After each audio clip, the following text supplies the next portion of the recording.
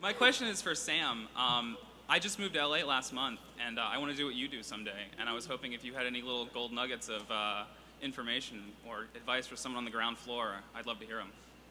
My advice to a young filmmaker is to make a movie every week in Super 8 or high def, write every night, and every weekend shoot for 2 days and work with actors, work with a little 1,000 watt lighting kit, set up your shots, get a tripod, shoot a little scene, work with the actors, cut those scenes together, and then the next weekend have worked on it with sound and looping and put some music to it. It can all be done for nothing nowadays with a computer.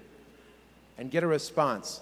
And get a response from the audience and see where it's slow and where it doesn't work and where your ideas weren't being communicated properly.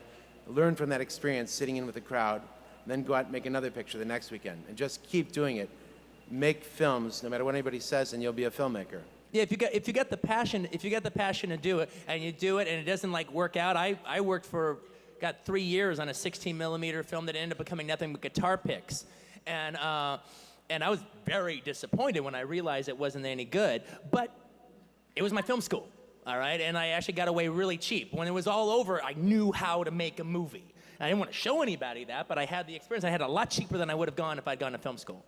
That's the other, do it in Spanish and subtitle it and they'll think it's an art film. That's the other advice.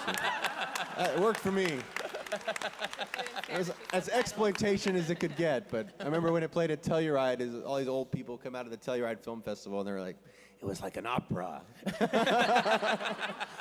The first thing you gotta learn is listen. Learn to listen, but learn to say no. And when you say no, mean it.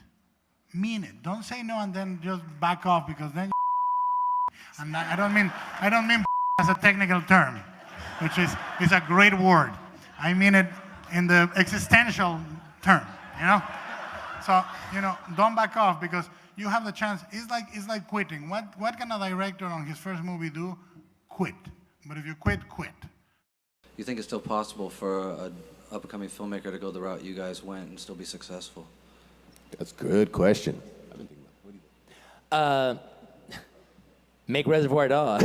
That's a tough. Actually, no, I'm not even being a smartass. That was a fucking kick-ass movie, all right? You make a goddamn kick-ass movie, and you can take it all over the fucking planet Earth. Not America, not Los Angeles, not New York, the planet Earth.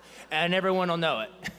But there is a lot more competition than there was when I was, like kicking around with El Mariachi. So you got, there's just a lot more to do these days. You got a lot more competition because everybody's got a camera now and everybody can edit, and it's tough. I don't know. With the state of independent filmmaking changes, there's yeah, like but filmmaking changes. But at the same time, though, yeah, there's a lot more to competition. But also, those crappy movies aren't competition if the fucking thing is like fucking dynamite.